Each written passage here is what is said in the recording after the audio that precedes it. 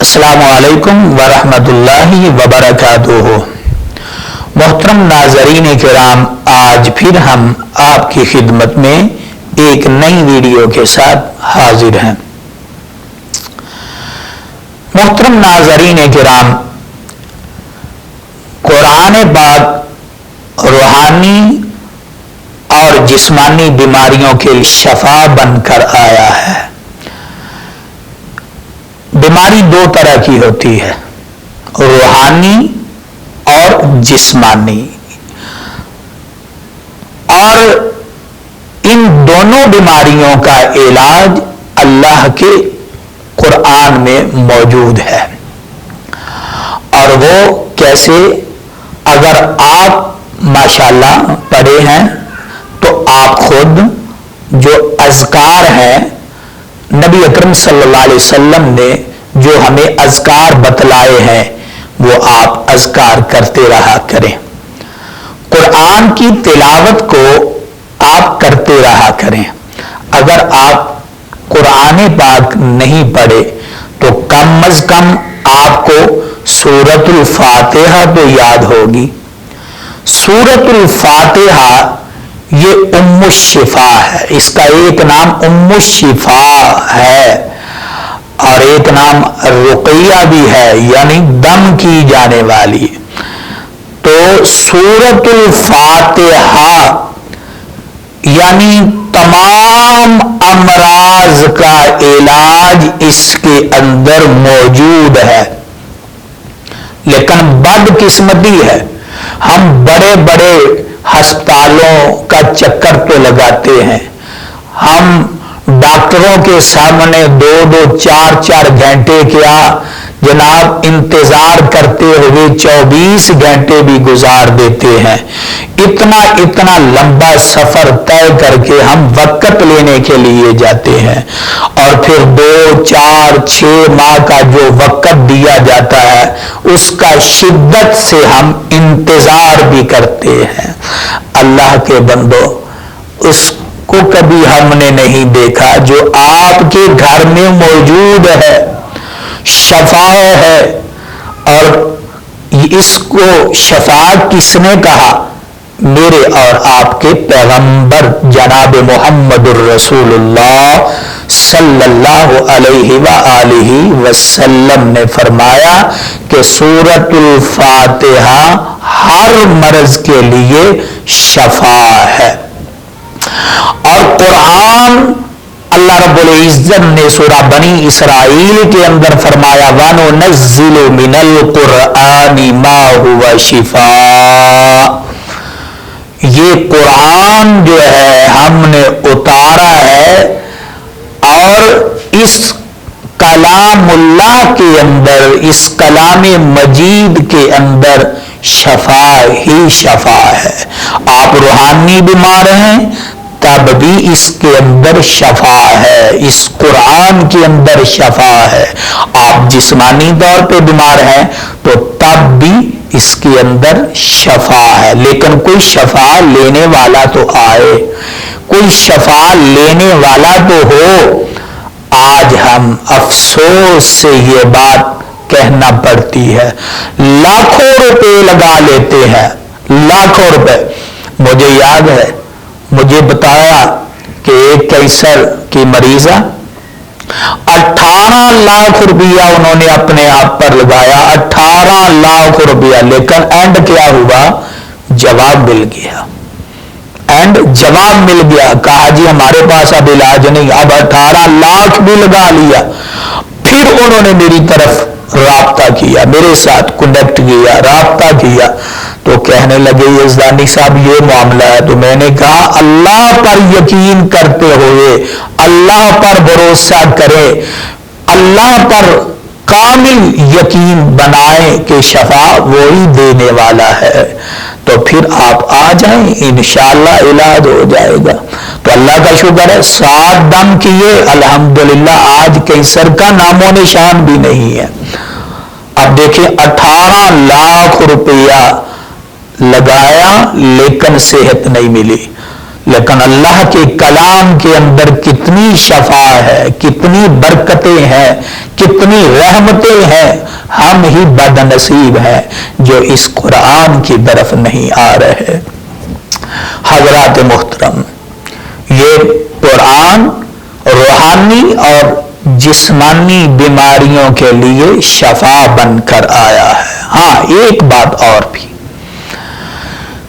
دم جو ہے یہ کروانا جائز ہے، یہ بھی بات نوٹ کر لیں، دم کروانا جائز ہے، بلکہ علماء دین نے، تمام علماء دین جو ہے ان کا اس پر اتفاق ہے، لیکن کس سے کروایا جائے یہ اصل سوال ہے۔ ہم ہر اس ایرے بیرے نتھو خیرے کے پاس بیٹھ جاتے ہیں، اور جس کو کلمہ طیبہ بھی نہیں آتا ہم اس کے پاس بھی چلے جاتے ہیں، اور اللہ معاف فرمائے آج آپ دیکھ رہے ہیں جن کی شکل و صورت اسلام کے مطابق نہیں، شکل و صورت ان کی اسلام کے مطابق نہیں، لیکن بروپیے، اللہ معاف فرمائے، وہ ایک آپ نے دیکھا ہوگا، وہ نیٹ پہ بڑا مشہور بھی ہے، وہ حق سرکار، وہ اپنے آپ کو بڑا بڑا حق خطیب، وہ کہتا ہے کہ میں جناب یوں کر دیتا ہوں،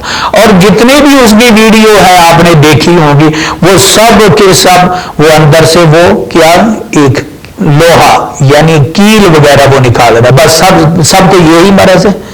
یہ سب بکواس ہے، فراڈ ہے، یہ لوگوں کو لوٹنے کا بہانہ ہے۔ ایسے برے، ایسے بھیڑیے نما انسانوں سے بچیں۔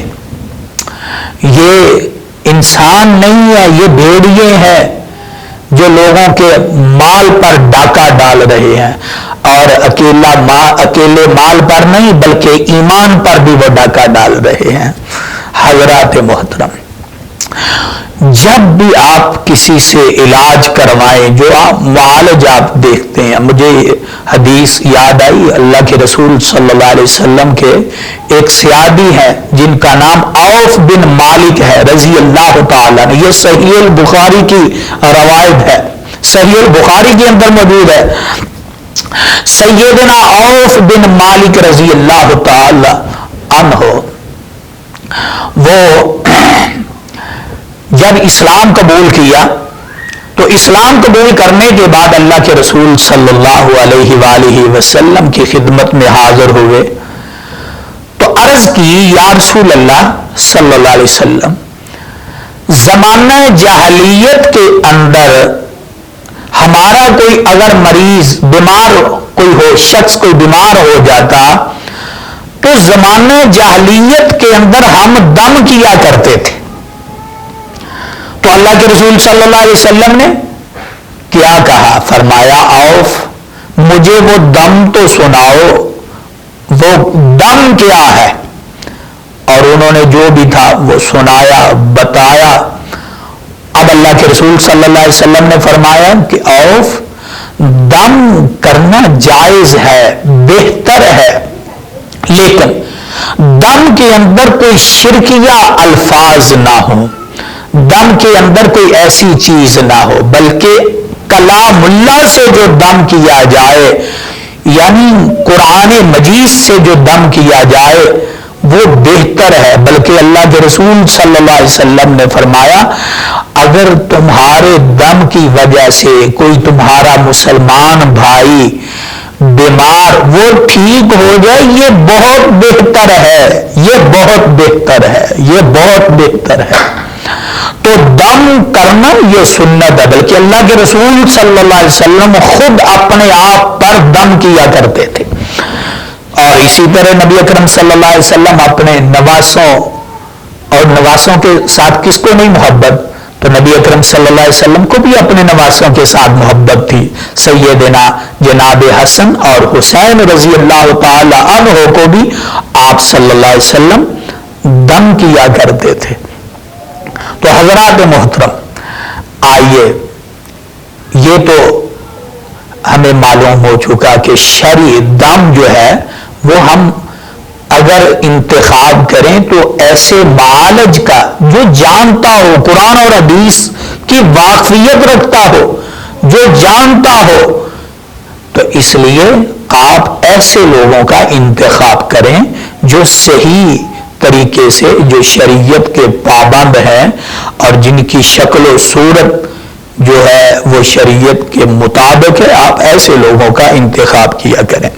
ہاں، اللہ کے رسول صلی اللہ علیہ وسلم دم کیا کرتے تھے معوذتین سے.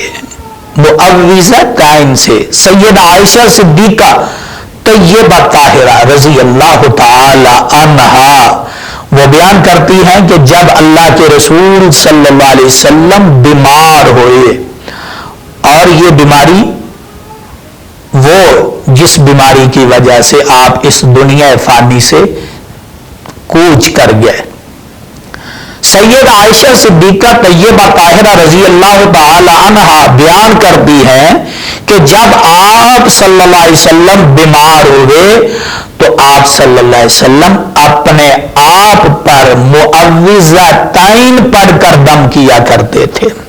معوذتین پڑھ کر. اور پھر ایک وقت آیا جب اللہ کے رسول زیادہ نڈال ہو گئے، زیادہ طبیعت نڈال ہوئی، تو پھر اما جی عائشہ صدیقہ ام المومنین سیدہ عائشہ صدیقہ طیبہ طاہرہ رضی اللہ تعالی عنہا وہ بیان کرتی ہیں کہ میں اللہ کے رسول کو دم کرتی معوذتین پڑھ کر. معوذتین پڑھ کر میں دم کیا کرتی اور اللہ کے رسول کے ہاتھوں پر میں پھونک مار دیتی تو آپ صلی اللہ علیہ وآلہ وسلم اپنے ہاتھوں کو اپنے جسم پر پھیر لیا کرتے، اپنے جسم پر مل لیا کرتے تھے. تو معوذتین یہ بھی تمام بیماریوں کے لیے شفا ہے. معوذتین یہ تمام بیماریوں کے لیے شفا ہے. اور وہ معوذتین کون سی صورتیں ہیں؟ سورہ ناس اور سورہ فلق.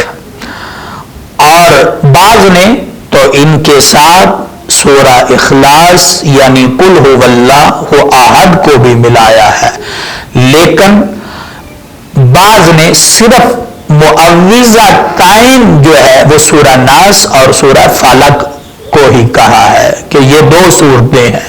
اگر تینوں کو ملا لیا جائے تو پھر ان کو کہتے ہیں معوذات. معوذات جب تینوں کو ملا لیا جائے تو معوذات کہا جاتا ہے. اب یہ معوذتین یہ پڑھ کر دیکھیں. معوذتین کے اندر نظر بد کا علاج موجود ہے، معوذتین کے اندر حسد کا علاج موجود ہے، معوذتین کے اندر جادو اور جنات کا علاج موجود ہے، معوذتین کے اندر جو شیاطین کی طرف سے انسان پر حملے ہوتے ہیں ان کا علاج موجود ہے. تو آئیے میں آپ کی خدمت میں معوذتین کی تلاوت کر دیتا ہوں، سماعت فرمائیں. بسم اللہ الرحمن الرحیم. قل اعوذ برب الناس ملک الناس الہ الناس من شر الوسواس الخناس الذي يوسوس في صدور الناس من الجنة والناس. بسم الله الرحمن الرحيم. قل أعوذ برب الفلق من شر ما خلق ومن شر غاسق إذا وقب ومن شر النفاسات في العقد ومن شر حاسد إذا حسد. حضرات محترم ناظرین کرام، یہ دو صورتیں ہیں جن کو معوذتین کہا جاتا ہے۔ آپ یاد کریں اپنے بچوں کو، یہ دو چھوٹی چھوٹی صورتیں ہیں، اپنے بچوں کو بھی یاد کروائیں اور ان دونوں صورتوں کی تلاوت کیا کریں اور مسلسل پڑھتے رہا کریں۔ انشاءاللہ آپ بڑی سے بڑی بیماریوں سے محفوظ ہو جائیں گے۔ اللہ مجھے بھی اور آپ کو بھی